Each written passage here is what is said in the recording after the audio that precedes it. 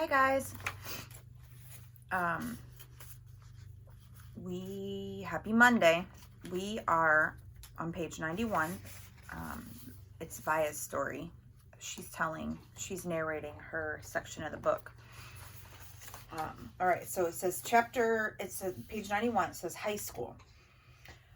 What I always loved most about middle school was that it was separate and different from home. I could go there and be Olivia Pullman, not Via, which is my name at home. Via was what they called me in elementary school, too. Back then, everyone knew all about us, of course. Mom used to pick me up after school, and August was always in the stroller. There weren't a lot of people who were equipped to babysit for Augie, so Mom and Dad brought him to all my class plays and concerts and recitals, all the school functions, the bake sales, and the book fairs. My friends knew him. My friends' parents knew him. My teachers knew him. The janitor knew him. Hey, how you doing, Augie? He'd always say, and give August a high five. August was something of a fixture at PS 22. But in middle school, a lot of people didn't know about August. My old friends did, of course, but my new friends didn't. Or if they knew, it wasn't necessarily the first thing they knew about me. Maybe it was the second or third thing they'd hear about me. Olivia, hey, she's nice. Did you hear she has a brother who's deformed? I always hated that word, but I knew it was how people described Augie. And I knew those kinds of conversations probably happened all the time out of earshot. Every time I left the room at a party or bumped into groups of friends at the pizza place. And that's okay. I'm always going to be just the sister of a kid with a birth defect. That's not the issue. I just don't always want to be defined that way. The best thing about high school is that hardly anybody knows me at all. Except Miranda and Ella, of course. And they know not to go around talking about it. Miranda, Ella, and I have known each other since the first grade. What's so nice is that we never have to explain things to one another. When I decided I wanted them to call me Olivia instead of Via, they got it without me having to explain. They've known August since he was a little baby. When we were little, our favorite thing to do was play dress up with Augie. Load him up with feather boas, big hats, and Hannah Montana wigs. He used to love it, of course, and we thought he was adorable, cute in his own way. Ella said he reminded her of E.T. She didn't say that to be mean, of course, though maybe it was a little bit mean. The truth is, there's a scene in the movie when Drew Barrymore dresses E.T. in a blonde wig, and that he was a ringer for Augie in our Miley Cyrus heyday. Throughout middle school, Miranda, Ella, and I were pretty much our own little group, somewhere between super popular and well-liked. Not brainy, not jocks, not rich, not druggies, not mean, not goody-goody, not huge, not flat. I don't know if the three of us found each other because we were so alike in so many ways, or that because we found each other, we've become so alike in so many ways. We were so happy when we all got into Faulkner High School. It was such a long shot that the three of us would be accepted, especially when almost no one else from our middle school was. I remember how we screamed in our phones the day we got our acceptance letters.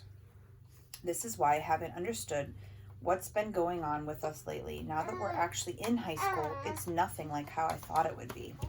But she's in high school at Faulkner High School with her friends Ella, Miranda, and Olivia. It says Major Tom. Out of the three of us, Miranda has always been the sweetest to August, hugging him and playing with him long after Ella and I moved on to playing with something else. Even as we got older, Miranda always made sure to try to include August in our conversations. Ask him how he was doing, talk to him about Avatar or Star Wars or Bone or something she knew he liked. It was Miranda who had been given Augie the astronaut helmet he wore practically every day of the year when he was 5 or 6. She would call him Major Tom, and they would sing Space Oddity by David Bowie together. It was their little thing. They knew all the words, and it would blast on the iPod and sing the song out loud. Since Miranda's always been really good about calling us as soon as she got home from summer camp, I was a little surprised when I didn't hear from her. I even texted her and she didn't reply. I figured maybe she had ended up staying in the camp longer, now that she was a counselor. Maybe she met a cute guy. Then I realized from her Facebook wall that she'd actually been back home for a full 2 weeks, and I sent her an IM and we chatted online a bit. But she didn't give me a reason for not calling, which I thought was bizarre. Miranda had always been a little flaky, so I figured that's all it was.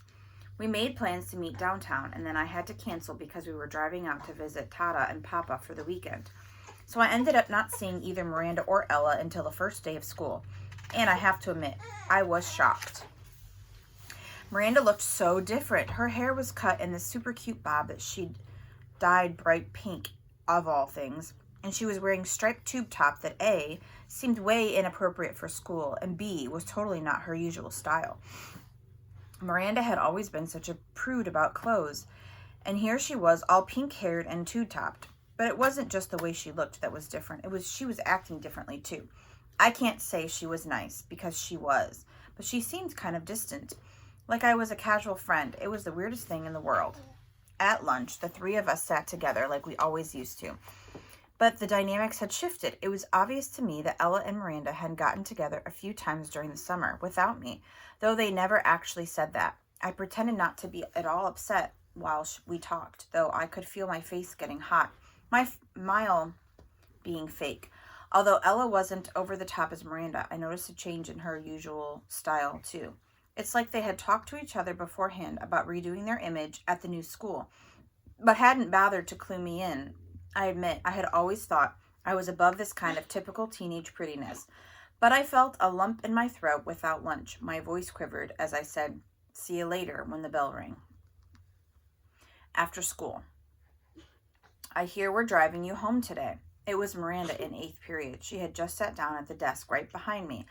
I had forgotten that Mom called Miranda's mother the night before to ask if she could drive me home from school.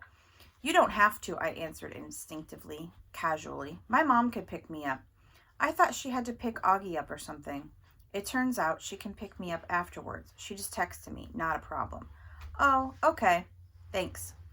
It was all a lie on my part, but I couldn't see sitting in a car with the new Miranda. After school, I ducked into a restroom to avoid bumping into Miranda's mother outside.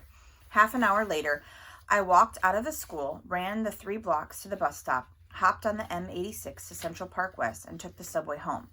"Hey there, sweetie," Mom said the moment I stepped through the front door. "How was your first day? I was starting to wonder where you guys were." "We stopped for pizza." Incredibly how easy a lie can slip through your lips. "Is Miranda not with you?" She seemed surprised that Miranda wasn't right behind me. "She went straight home. We have a lot of homework." "On your first day?" "Yes, on our first day," I yelled, which completely surprised Mom. But before she could say anything, I said, "School was fine. It's really big, though. The kids seem nice." I wanted to give her enough information so she wouldn't feel the need to ask me more. "How was Augie's first day of school?"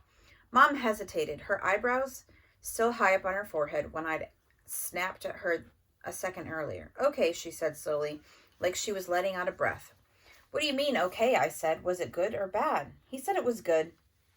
"So why do you think it wasn't good?"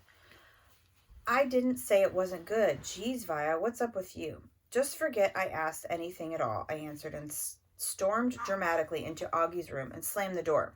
He was on his PlayStation and didn't even look up. I hated how zombified his video games made him. "So how was school?" I said, scooching Daisy over so I could sit on his bed next to him. "Fine," he answered, still not looking up from his game. "Augie, I'm talking to you." I pulled the PlayStation out of his hands. "Hey," he said angrily. "How was school?" I said. "Fine," he yelled back, grabbing the PlayStation back from me. "Were people nice to you?" "Yes." "No one was mean?" He put his PlayStation down and looked up at me as if I just had asked him the dumbest question in the world. "Why would people be mean?" he said. It was the first time in his life that I heard him be sarcastic like that. I didn't think he had it in him. The next chapter says, Padawan bites the dust. I'm not sure at what point that night Augie had cut off his Padawan braid, or why that made me really mad. I had always found his obsessions with everything Star Wars kind of geeky, and that braid in the back of his hair with its little heads was just awful. But he had always been so proud of it, of how long it took him to grow it, of how he had chosen the beads himself in the craft store in Soho. He and Christopher, his best friend, used to play with lightsabers and Star Wars stuff whenever they got together, and they had both started growing their braids at the same time. When August cut off his braid that night, without an explanation, without telling me beforehand, which was surprising, or even calling Christopher, I was just so upset I can't even explain why. I've seen Augie brushing his hair in the bathroom mirror. He meticulously tries to get every hair in place. He tilts his head to look at himself from different angles, like there's some magic perspective inside the mirror that could change the dimensions of his face. Mom knocked on my door after dinner. She looked drained, and I realized that between me and Augie, today had been a tough day for her too. So you want to tell me what's up? She asked nicely, softly. Not now, okay, I answered. I was reading. I was tired. Maybe later I'd be up to telling her about Miranda, but not now. I'll check in before you go to bed, she said, and then she came over and kissed me on the top of the head. Can Daisy sleep with me tonight? Sure, I'll bring her in later. Don't forget to come back, I said as she left. I promise. But she didn't come back that night. Dad did. He told me Augie had a bad first day and Mom was helping him through it. He asked me how my day had gone and I told him fine. He said he didn't believe me for a second and I told him and Miranda and Ella were acting like jerks. I didn't mention how I took the subway home by myself though. He said nothing tests friendships like high school and then proceeded to poke fun at the fact that I was reading War and Peace. Not real fun. Of course, since I heard him brag to people that he had a 15-year-old who was reading Tolstoy. But he liked to rib me about where I was in the book, in a war part or in a peace part. If there was anything in there about Napoleon's day as a hip-hop dancer, it was silly stuff. But Dad always managed to make everyone laugh, and sometimes that's all you need to feel better. Don't be mad at Mom, he said as he bent down to give me a goodnight kiss. You know how much she worries about Augie. I know, I acknowledged. Want the light off? It's getting kind of late, he said, pausing by the light switch at the door. Can you bring Daisy first? 2 seconds later, he came back with Daisy dangling in his arms, and he laid her down next to me on the bed. Good night, sweetheart, he said, kissing my forehead. He kissed Daisy on her forehead, too. Good night, girlie. Sweet dreams. An apparition at the door. Once I got up in the middle of the night because I was thirsty, and I saw Mom standing outside Augie's room. Her hand was on the doorknob, her forehead leaning on the door, which was ajar. She wasn't going in his room or stepping out, just standing right outside the door as if she was listening to the sound of his breathing as he slept. The hallway lights were out. The only thing illuminating her was the blue nightlight in Augie's bedroom. She looked ghost-like standing there. Or maybe I should say angelic. I tried to walk back to my room without disturbing her, but she heard me and walked over to me. Is Augie okay? I asked. I know that sometimes he would wake up choking on his own saliva if he accidentally turned over on his back. Oh, he's fine, she said, wrapping her arms around me. She walked me back to my room, pulled the covers over me, and kissed me goodnight. She never explained what she was doing outside his door, and I never asked.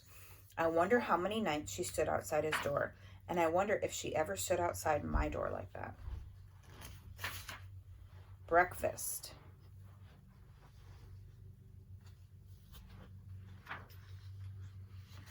I read this last chapter. Oh, 2 more chapters, maybe. Or sections. Breakfast. Can you pick me up from school today? I said the next morning, smearing some cream cheese on my bagel. Mom was making August lunch, American cheese on whole wheat bread, soft enough for Augie to eat, while August sat eating oatmeal at the table. Dad was getting ready to go to work. Now that I was in high school, the new school routine was going to be that Dad and I would take the subway together in the morning, which meant his having to leave 15 minutes earlier than usual. Then I'd get off at my stop and he'd keep going, and Mom was going to pick me up after school in the car. I was going to call Miranda's mother to see if she could drive you home again, Mom answered. No, Mom, I said quickly. You pick me up, or I'll just take the subway. You know I don't want you to take the subway by yourself yet, she answered. Mom, I'm 15. Everybody my age takes the subway by themselves. She can take the subway home, said Dad from the other room, adjusting his tie as he stepped in the kitchen. Why can't Miranda's mother just pick her up again? Mom argued with him. She's old enough to take the subway by herself, Dad insisted. Mom looked at both of us. Is something going on? She didn't address her question to either one of us in particular. You would know if you had come back to check on me, I said spitefully, like you said you would. Oh, God, Vaya, said Mom, remembering how she had completely ditched me last night. She put down the knife she was using to cut Augie's grapes in half, still a choking hazard for him because of the size of his palate. I am sorry. I fell asleep in Augie's room. By the time I woke up, I know, I nodded indifferently. Mom came over, put her hands on my cheeks, and lifted my face to look at her. I'm really, really sorry, she whispered. I could tell she was. It's okay, I said. Vaya, Mom, it's fine. This time I meant it. She looked so genuinely sorry, I just wanted to let her off the hook. She kissed and hugged me, then returned to the grapes. So is something going on with Miranda, she asked. Just that she's acting like a complete jerk, I said. Miranda's not a jerk, Augie quickly chimed in. She can be, I yelled. Believe me. Okay then, I'll pick you up. No problem, Mom said decisively, sweeping the half grapes into the snack bag with the side of her knife. That was the plan all along anyways. I'll pick up Augie from school in the car, and then we'll pick you up. We'll probably get there about 3:45. No, I said firmly before she'd even finished. Isabel, she can take the subway, said Dad impatiently. She's a big girl now. She's reading War and Peace, for crying out loud. What does War and Peace have to do with anything, answered Mom, clearly annoyed. It means you don't have to pick her up in the car like she's a little girl, he said sternly.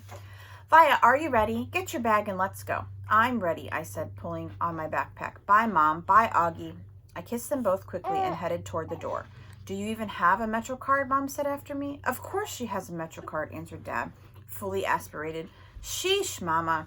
Stop worrying so much. Bye, he said, kissing her on the cheek. Bye, big boy, he said to August, kissing him on the top of the head. I'm proud of you. Have a good day. Bye, Daddy. You too. Dad and I jogged down the stoop stairs and headed down the block. Call me after school before you get on the subway, Mom yelled at me from the window. I didn't even turn around, but waved my hand at her, so she'd know I heard her. Dad did turn around, walking backwards for a few steps. War and peace, Isabel, he called out, smiling as he pointed at me. War and peace. All right, let's stop there. So here's your 5 questions. So Olivia...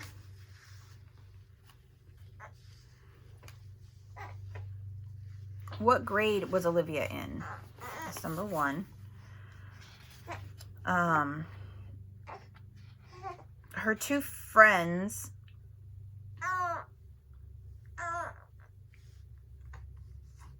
Okay, this one's did her 2 friends see her over the summer? Yes or no? That's number 2.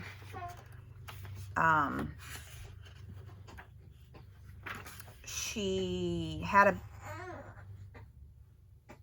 a bad day at school. Why was her day at school bad? That's number 3.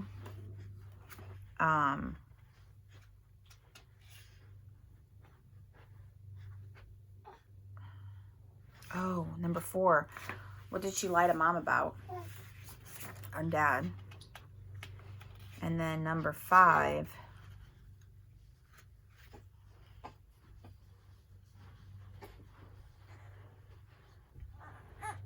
Number 5, who did she see in the middle of the night? She saw someone in the middle of the night standing outside in the hallway. All right, see you guys tomorrow.